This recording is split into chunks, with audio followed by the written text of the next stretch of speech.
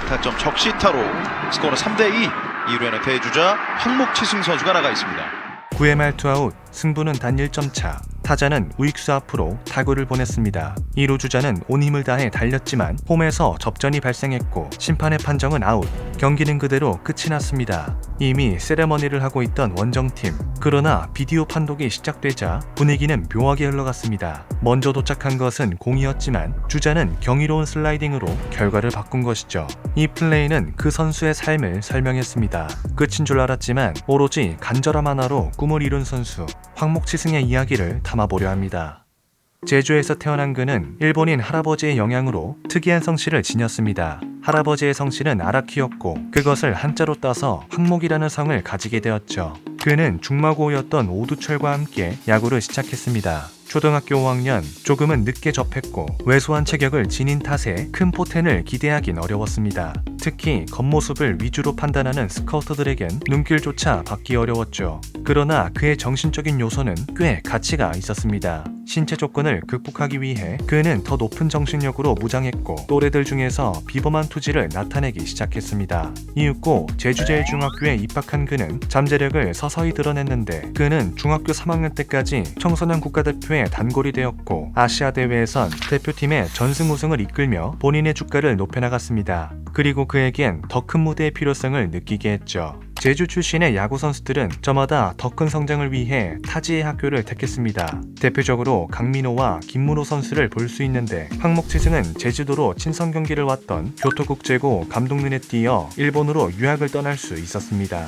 이것은 그가 견고한 선수로 성장하는데 발판이 되었습니다. 그는 오두철과 함께 일본으로 건너가 특유의 기본기 중심 야구를 전수받을 수 있었죠. 일본의 스포츠는 종목과 상관없이 오로지 기본을 우선상에 두었기에 신체적으로 약점을 지녔던 황목치승은 내적인 탄탄함을 갖출 수 있었습니다. 이윽고 고등학교를 졸업하자 그는 본격적으로 엘리트 코스를 밟았습니다. 바로 마스다 노부히로, 아카오시 노리히로 등 여러 프로 선수들을 배출했던 아지아대학교에 진학한 것이죠. 그 대학은 4년 과정이 징역이라 불릴 만큼 훈련과 생활이 매우 엄격한 것으로 유명했는데 몇몇 선수는 훈련 강도를 받아들이지 못해 인근 학교로 전학할 정도였습니다. 허나이는 황목치승에게 딱 맞는 환경이었고 그렇게 프로에 걸맞는 모습으로 거듭나며 자연스레 MPB 입성이라는 꿈도 품게 되었죠. 그런데 이를 막아선 한 사건이 발생했습니다. 때는 1학년 전주훈련 도중 상대 주자 스파이크에 무릎을 치어 십자인대가 끊어지는 큰 부상이 발생한 것이죠.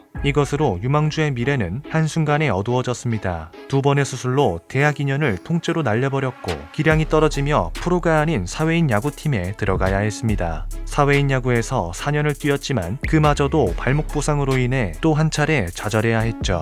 이로써 그는 총 3번째 수술을 받았고 2011년 군 입대를 위해 한국으로 돌아오게 됩니다. 너무나 빠르게 지나간 그의 20대 초반은 유망주의 열정과 그것을 발목 잡으려는 부상의 싸움이었습니다. 마음속에 있는 야구라는 꿈이 점점 희미해지는 것 같았죠.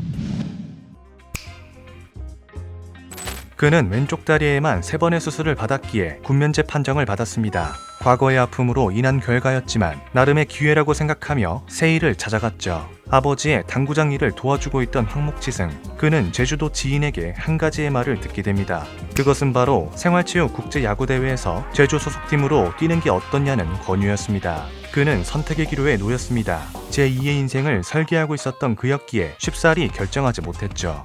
그러나 잠시 뒤 그의 입에서 나온 것은 승낙의 말이었습니다. 마지막이라는 기회로 다시 방망이를 잡았고 그렇게 제주 3다수 팀의 유격수를 맡았습니다. 그리고 2012년 미국, 일본, 대만 등 6개국이 참가한 대회에서 팀을 우승으로 이끌게 되죠.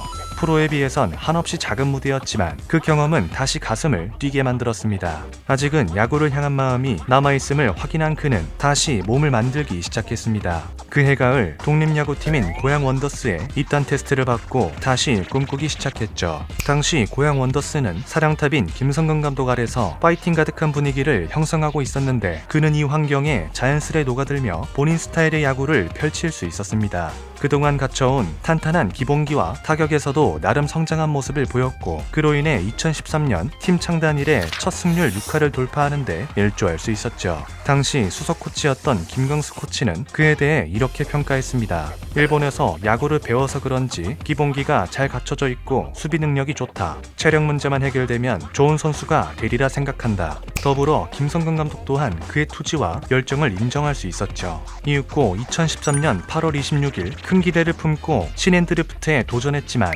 그를 지명한 팀은 없었습니다. 어느덧 30을 바라보고 있었던 황목지승은 다른 고졸 및 대졸 선수들과의 경쟁에서 호명받지 못한 것이죠. 그런데 이 슬픔도 잠시, 그로부터 약 한 달 뒤인 10월 2일 너무나 반가운 소식이 전해졌습니다. LG 트윈스의 양상문 감독은 황목지승은 수비에서 움직임이 좋고 타석에서도 끝까지 공을 보려는 의지가 좋은 선수다. 무엇보다 근성이 있기에 팀 전력에 도움이 될 것이다. 라고 말하며 영입 배경을 설명했습니다. 2014년 그는 본격적으로 LG 유니폼을 입으며 2군에 합류했습니다. 그리고 최종 목표인 1군 엔트리에 들기 위해 본인의 활용 가치를 입증하기 시작했죠. 그는 2014년 전반기를 2군 주전 유격수로 출전하면서 53경기 59안타, 3할 1푼 6리의 타율과 18개의 도루로 수준급 면모를 나타냈습니다. 이로 인해 퓨처스리그 올스타에 당당히 선정되었고 7월 15일 1군 콜업을 받게 됩니다. 부상으로 인해 여러 번 좌절해야 했고 흘러가는 시간 속에서 포기할 법도 했지만 그는 30살 나이에 꿈을 이뤘습니다. 그리고 그것은 본격적인 야구 인생의 시작이었죠.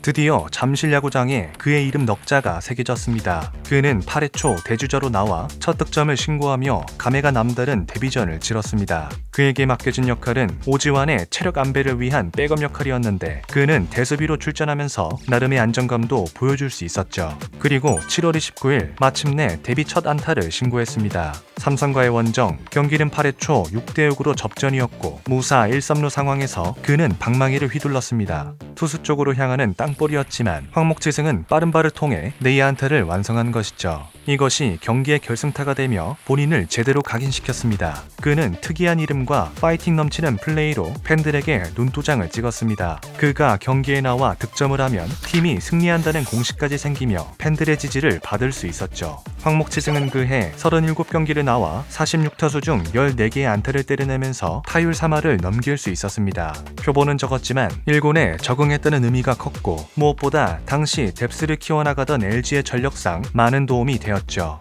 이후에도 그는 많은 경기를 출전하는 선수는 아니었지만 나올 때마다 투지 넘치는 플레이로 경기장을 달궜습니다. 그의 이름을 아는 팬들이 점점 생기자 인터뷰를 통해 이렇게 말을 남겼습니다. 프로에 입단해서 행복한 나날을 보내고 있다. 하지만 안주하지 않고 팀에 도움이 될 수 있도록 타격과 수비를 더 보완하고 싶다. 비록 내 이름은 특이하지만 플레이만큼은 그저 평범하게 기본에 충실하며 근성 넘치는 선수가 되고 싶다. 그가 가지고 있는 자세와 야구를 향한 열정은 플레이를 통해 고스란히 전달됐습니다. 2016년 와일드카드 결정전 9회 말 대주자로 나와 2루를 훔침으로써 팀 끝내기 승리에 일조했는데 태그를 피하는 환상적인 센스를 보여주며 팬들을 열광시켰습니다. 그리고 대망의 2017년 7월 그는 그대로 끝인 줄 알았던 경기를 슬라이딩 하나로 바꿔놓았습니다. 이로 인해 승리를 따낼 수 있었죠.